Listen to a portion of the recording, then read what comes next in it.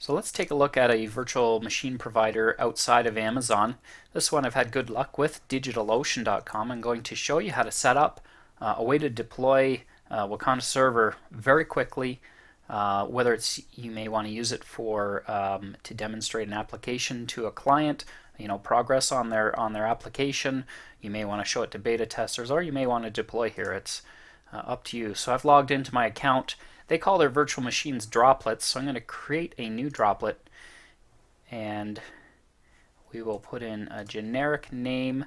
I'm going to just choose the $5 a month 512 megabyte. Obviously if you're doing anything production, you're going to want to go heavier than that on resources. I'm going to choose Ubuntu 12.10. You'll have probably no SSH keys if you've got a new account, and I'm just going to click Create Droplet. And that will go ahead and start provisioning a virtual machine with Ubuntu. You can see here I've also got up the Wakanda downloads page from wakanda.org, and we'll need a link from here to do the initial install. What's happening now is I've been sent an email from DigitalOcean with the credentials for this virtual machine. One thing being the IP address and the other being the password for the root user on that machine. So we'll wait for this VM to come up, and once it's ready, okay, so I'm not going to do anything as far as creating a new user. I'm just going to install under root, thinking that this is a temporary thing. I'd recommend that you look at getting out of the root user. So we're going to go SSH if you're going to do production. Sorry, I should have finished that thought. If you're going to do production, I'd recommend you get out of the root user and create a different user. So SSH root at, and then the IP address that I was provided. You can see that the IP address is here as well. Yes, we want to add that to the known hosts. And I'll copy and paste the password I was sent in email. And now we're in the virtual machine. First thing I'm going to do is update the password to something that I can remember, so then I can get rid of the original email. So now we have a different password, and the first thing I'm going to do is I'm going to do apt-get update and just get that system up to date, everything where we need it to be. You'll see it will install, and the next thing I'm going to do is I'm going to use apt-get to install Git. And this is going to allow me to clone a project. I'll hit yes there. Clone a project from GitHub just to show you that server can get up and running. Okay, so the last thing I want to do is install Wakanda Server. So I'm going to go to the downloads, to the 64-bit installer, right click in Chrome and do copy link address. I'm going to do a wget and download the Debian file from the Wakanda website. And if you see, we now have a file in our directory, and I'm going to do a Debian package command with an install flag, and we're going to, I can just copy and paste, probably easier. We're going to run that command against this file, and you will see Wakanda install. So next step we want to do to make it easier for the next time around is I'm going to go into my generic, go to power off, and we're going to make an image of this server. So we've powered off, that's going to terminate our session there, and we're going to go to images here. Now you can see I've got a few different ones here. The version of Wakanda is right here, so I'm going to copy that.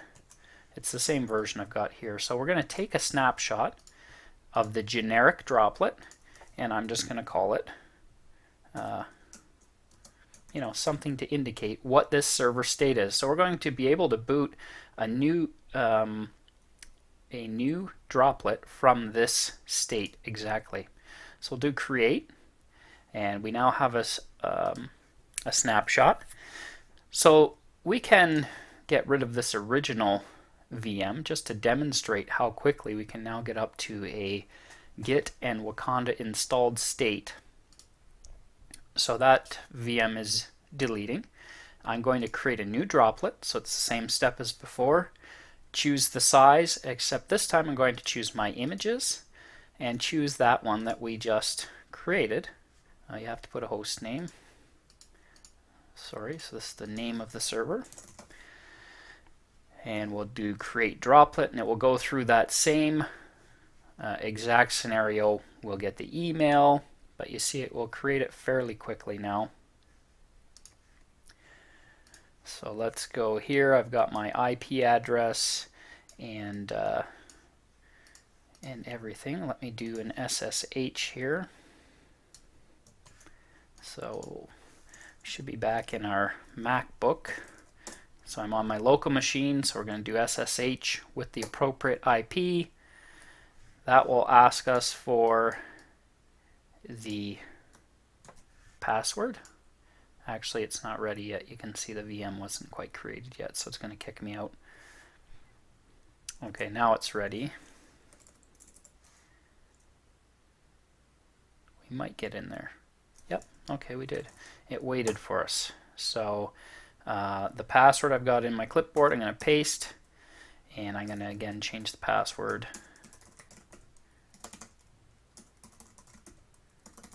Okay, so now if we go git version, we have git installed, Wakanda's installed, so we can go like this, git clone, and I've got a project at github.com/micwakanda/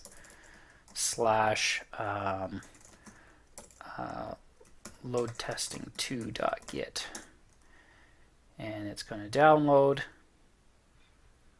It's a big project because it has a lot of static files in it. Okay, so we have now our project, our solution folder. I'll go in there just so you can see what it looks like. So we have load testing and the solution folder and a README there. Next thing we will do is we'll actually start Wakanda Server on our virtual machine. So in our browser, now we'll go to our IP address from that server, which we can get from DigitalOcean right here. And you can set up domain names, etc. But for right now, we'll just go here to port 8080. And you'll see we have our Wakanda Server administration. And to browse for the solution, it's under root load testing 2 / load testing 2 space solution / load testing 2.wa solution is our actual solution file. Root. I spelled something wrong here.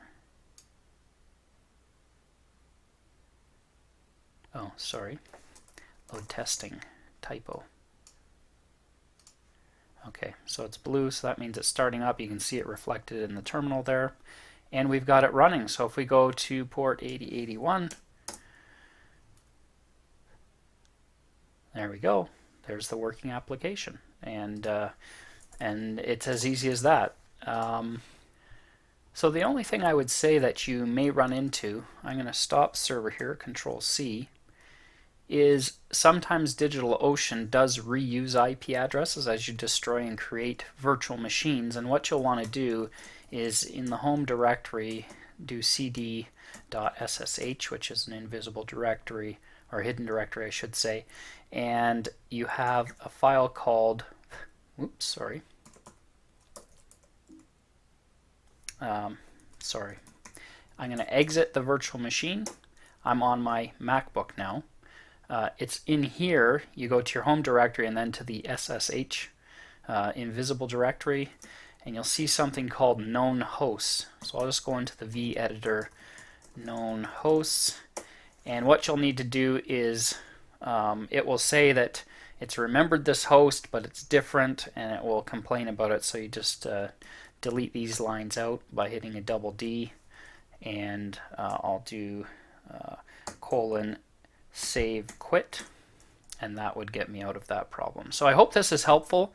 There's getting a virtual machine up quickly with DigitalOcean, and I hope you have good luck with it.